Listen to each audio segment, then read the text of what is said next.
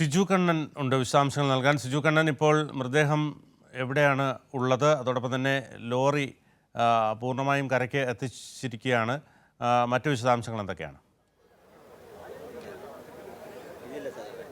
ഷിരൂരിൽ truck കണ്ടെത്തി അർജുൻ്റെ മൃതദേഹം അതിനുള്ളിൽ നിന്നും മൃതദേഹാവശിഷ്ടങ്ങൾ കണ്ടെത്തുകയായിരുന്നു. അത് പുറത്തെടുത്ത് പിന്നീട് ബോട്ടിൽ അത് കരയ്ക്കെത്തിക്കുകയും അതോടൊപ്പം തന്നെ ഈ ലോറിയുടെ ക്യാബിൻ നേരെ നീണ്ട ശ്രമത്തിനൊടുവിൽ അത് കരയ്ക്കെത്തിക്കുന്ന സാഹചര്യത്തിലേക്ക് എത്തി.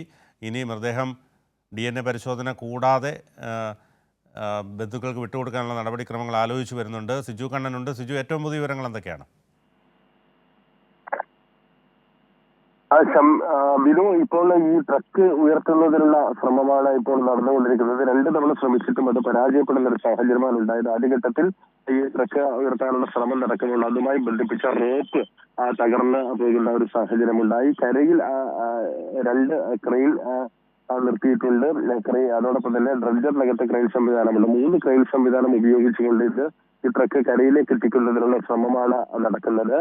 ഇപ്പോൾ വീണ്ടും ശ്രമം നടത്തിക്കൊണ്ടിരിക്കുകയാണ്. ഈ ഡ്രഡ്ജറിനകത്തെ ക്രെയിനിലെ റോപ്പ് അതിന്റെ പിൻഭാഗത്തും ട്രക്കിന്റെ മുൻഭാഗത്ത് കരയിൽ നിർത്തിയ ക്രെയിനിനകത്ത് റോപ്പും ബന്ധിപ്പിച്ചാണ് ഉള്ളത്. അല്പസമയത്തിനകം തന്നെ അത് പുറത്തെത്തിക്കാൻ കഴിയുമെന്നാണ് പ്രതീക്ഷിക്കുന്നത്. വലിയ തോതിൽ കല്ലും മണ്ണും മരങ്ങളും ഇടിഞ്ഞു വീണതിനാൽ ഇങ്ങനെ മണ്ണും ചെടിയുമെല്ലാം തന്നെ അടിഞ്ഞു കൂടിയതിനാൽ അവിടെ നിന്ന് അത് മുകളിലേക്ക് എത്തിക്കുക എന്നത് ഏറെ ശ്രമകരമാണ്. അതിനുള്ള ഒരു ശ്രമമാണ് ഇപ്പോൾ നടക്കുന്നത്. 2 ക്രെയിൻ സംവിധാനം കരയിൽ കൂടിയുണ്ട്. ഇന്ന് 3 മണിയോട് കൂടിയാണ് ഈ ട്രക്ക് ഈ പുഴയിൽ നിന്ന് മുകളിലേക്ക് ഉയർത്തിയത്. അതിനുശേഷം നടത്തിയ പരിശോധനയിൽ ട്രക്കിനകത്ത് നിന്ന് അർജുന്റെ മൃതദേഹം കണ്ടെടുക്കാൻ കഴിഞ്ഞു. മൃതദേഹം ഇവിടെ നിന്ന് മാറ്റിയിട്ടുണ്ട്. തുടർ നടപടികൾക്കായി മൃതദേഹം DNA പരിശോധനയില്ലാതെ വിട്ടുകൊടുക്കാൻ കഴിയുമോ എന്നുൾപ്പെടെയുള്ള കാര്യങ്ങളാണ്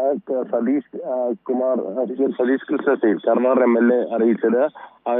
ജില്ലാ കളക്ടർ അതോടൊപ്പം തന്നെ SP ഉൾപ്പെടെയുള്ള ആളുകളുമായി സംസാരിച്ച് അക്കാര്യത്തിൽ ഒരു തീരുമാനം എടുക്കുമെന്നാണ് നിലവിൽ അറിയിച്ചിരിക്കുന്നത്. ഏതായാലും ഇപ്പോൾ ഈ ട്രക്ക് ഉയർത്തിയതിനു ശേഷമുള്ള നടപടിക്രമങ്ങളാണ് ഇപ്പോൾ നടന്നുകൊണ്ടിരിക്കുന്നത്.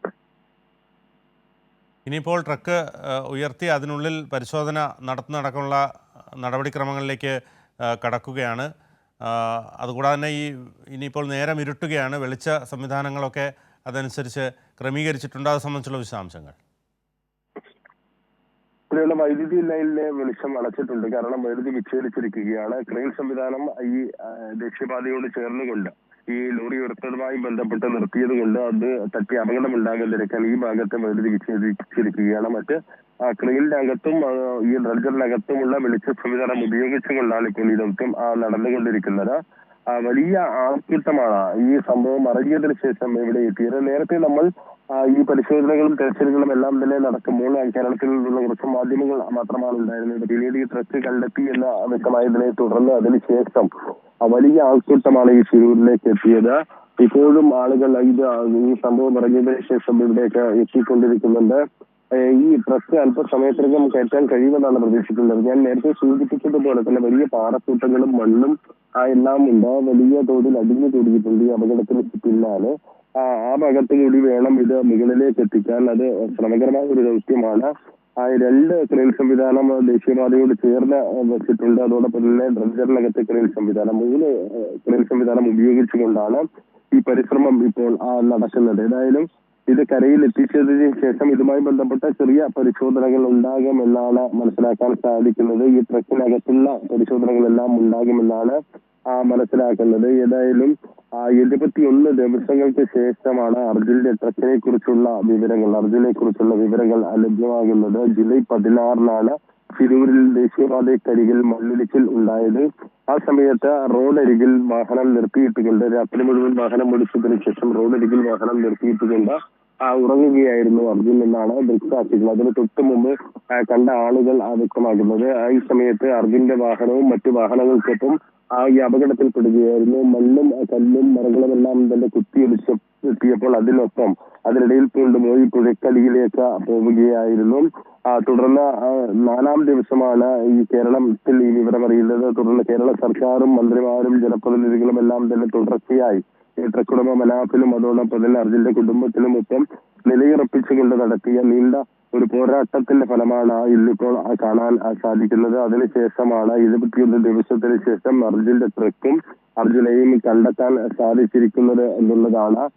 വലിയ ഒരു ദൗത്യമായിരുന്നു. 3 ഘട്ടമായിരുന്നു ഈ ദൗത്യം നടന്നിരുന്നത്. ആദ്യഘട്ടത്തിൽ ഈ ദേശീയപാതയിൽ അടിഞ്ഞുകൂടിയ മണ്ണ് നീക്കം ചെയ്തുകൊണ്ടുള്ള പരിശോധനയായിരുന്നു. കേരള സർക്കാർ വലിയ തോതിൽ സമ്മർദ്ദം ചെലുത്തിയതിന്റെ അടിസ്ഥാനത്തിൽ കരസേന, നാവികസേന, SDRF, NDRF സംഘങ്ങൾ, മറ്റ് സംവിധാനങ്ങളെല്ലാം തന്നെ ഏർപ്പെടുത്താൻ കർണാടക സർക്കാർ നിർബന്ധിതരായി. അതിനുശേഷം ആദ്യഘട്ടത്തിൽ ഈ ദേശീയപാതയിൽ വലിയ തോതിൽ അടിഞ്ഞുകൂടിയ മണ്ണ് നീക്കം ചെയ്തുകൊണ്ടുള്ള പരിശോധനയാണ് നടത്തിയതെന്നാൽ ട്രക്കിനെ കുറിച്ചുള്ള ഒരു വിവരവും ലഭ്യമായില്ല. ആ ദൗത്യം, 1ാം ഘട്ട ദൗത്യം അവിടെ അവസാനിപ്പിച്ചു. പിന്നീടും ഈ തെരച്ചിൽ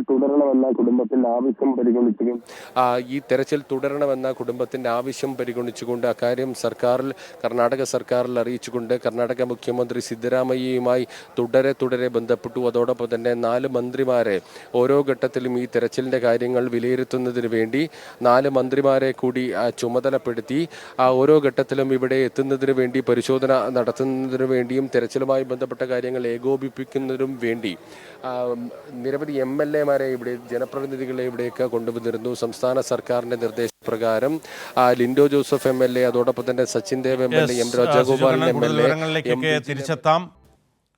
ഷിരൂർ ദൗത്യത്തിന്റെ ഘട്ടം ഓരോന്നായി പൂർത്തിയാകുമ്പോൾ ഇപ്പോൾ ട്രക്ക് കണ്ടെത്തിയിരിക്കുന്നു. അതോടൊപ്പം തന്നെ ട്രക്കിനുള്ളിൽ നിന്ന് അർജുൻ്റെ മൃതദേഹാവശിഷ്ടങ്ങൾ കണ്ടെത്തിയിരിക്കുന്നു. ഇനി മറ്റ് നടപടിക്രമങ്ങളിലേക്ക് കടക്കുകയാണ്. നേരം വൈകുകയാണ്. സിജു കണ്ണനുണ്ട്. സിജു കണ്ണൻ, ഇനി ഏറ്റവും പുതിയ വിവരങ്ങൾ, അവിടെ നൽകാൻ കഴിയുന്ന ഏറ്റവും പുതിയ വിവരങ്ങൾ എന്തൊക്കെയാണ്?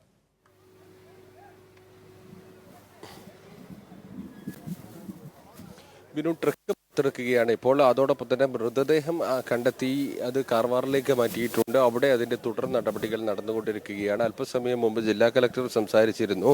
വളരെ പെട്ടെന്ന് തന്നെ ഈ പരിശോധനകൾ പൂർത്തിയാക്കി മൃതദേഹം കുടുംബാംഗങ്ങൾക്ക് വിട്ടുകൊടുക്കുന്ന കാര്യത്തിൽ തീരുമാനമുണ്ടാകുമെന്നാണ് ഉത്തര കന്നഡ ജില്ലാ കലക്ടർ ലക്ഷ്മിപ്രിയ അറിയിച്ചിരിക്കുന്നത്. അതുമായി ബന്ധപ്പെട്ട നടപടികൾ വളരെ പെട്ടെന്ന് സ്വീകരിക്കും. ഫോറൻസിക് പരിശോധന ഉൾപ്പെടെ വളരെ പെട്ടെന്ന് പൂർത്തിയാക്കും. DNA പരിശോധന പിന്നീട് അത് പൂർത്തിയാകുന്നത് വരെ കാത്തിരിക്കില്ല എന്നാണ് അറിയിച്ചിരിക്കുന്നത്. ഒരുപക്ഷെ നാളെ തന്നെ ഈ കാര്യങ്ങളെല്ലാം തന്നെ പൂർത്തിയാക്കി മൃതദേഹം ബന്ധുക്കൾക്ക് വിട്ടുകൊടുക്കാനുള്ള സാധ്യതയുണ്ട്. ഇപ്പോൾ ഈ ട്രക്ക് കരയിലേക്ക് എത്തിക്കുന്നതുമായി ബന്ധപ്പെട്ട നടപടികളുടെ ദൃശ്യങ്ങളാണ്, തത്സമയ ദൃശ്യങ്ങളാണ് നമ്മൾ കണ്ടുകൊണ്ടിരിക്കുന്നത്. വളരെ നേരമായി ശ്രമകരമായ ദൗത്യമാണ് ഇപ്പോൾ നടത്തിക്കൊണ്ടിരിക്കുന്നത്. ഈ ഭാഗത്ത് കല്ലും മണ്ണും എല്ലാം തന്നെ വലിയ തോതിൽ അടിഞ്ഞുകൂടിയതുകൊണ്ട് അതുവഴി വലിച്ചു കയറ്റുക വളരെ ശ്രമകരമാണ്. ഡ്രഡ്ജറിലെ ക്രെയിൻ സംവിധാനം ഉപയോഗിച്ചുകൊണ്ടാണ് നേരത്തെ 3 മണിയോടുകൂടി ഈ പുഴയുടെ ആഴങ്ങളിൽ നിന്ന് ഈ ട്രക്ക് പുറത്തെടുത്തത്, അർജുൻ്റെ ട്രക്ക് പുറത്തെടുത്തത്. ഇപ്പോൾ അതിനുശേഷം 2 ക്രെയിൻ കരയിലും എത്തിച്ചിട്ടുണ്ട്. ആ 2 ക്രെയിൻ സംവിധാനം കരയിലും എത്തിച്ച ശേഷം അവയിൽ കൂടി ബന്ധിപ്പിച്ച് ഇത് പുറത്തെത്തിക്കുന്നതിനുള്ള ഒരു ശ്രമമാണ് ഇപ്പോൾ നടക്കുന്നത്. വളരെ ശ്രമകരമായ ഒരു ദൗത്യം തന്നെയാണ് നിലവിൽ നടന്നുകൊണ്ടിരിക്കുന്നത്. അതിനുശേഷം ഈ വാഹനവുമായി ബന്ധപ്പെട്ട് തുടർ പരിശോധനകൾ ഉണ്ടാകുമെന്നാണ് മനസ്സിലാക്കാൻ സാധിക്കുന്നത്. സിജു കണ്ണൻ, അതോടൊപ്പം തന്നെ ഇപ്പോൾ മൃതദേഹം ആശുപത്രിയിലേക്ക് മാറ്റിയിട്ടുണ്ടെന്നാണ് അറിയാൻ കഴിയുന്നത്. അതോടൊപ്പം തന്നെ ഈ DNA പരിശോധന നടത്തുന്ന കാര്യത്തിൽ അന്തിമ തീരുമാനമായിട്ടുണ്ടോ?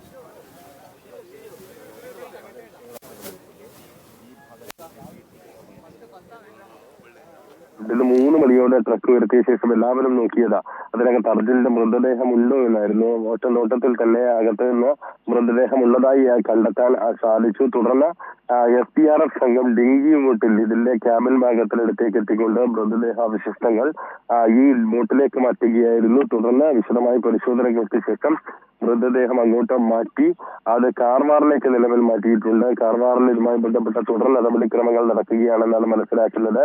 DNA പരിശോധനയ്ക്കായി കുടുംബത്തിന്റെ രക്തത്തിന്റെ സാമ്പിൾ നേരത്തെ തന്നെ ശേഖരിച്ചിരുന്നു. DNA പരിശോധന നടത്തേണ്ടതുണ്ട്. അതോടൊപ്പം തന്നെ മറ്റ് നടപടിക്രമങ്ങൾ പൂർത്തിയാക്കേണ്ടതുണ്ട്. ഫോറൻസിക് പരിശോധന വളരെ പെട്ടെന്ന് പൂർത്തിയാക്കുമെന്നാണ് ഇപ്പോൾ നിലവിൽ അറിയിച്ചിരിക്കുന്നത്. സിജു കണ്ണനാണ് വിശദമായ റിപ്പോർട്ടുകൾ നൽകിക്കൊണ്ടിരിക്കുന്നത്.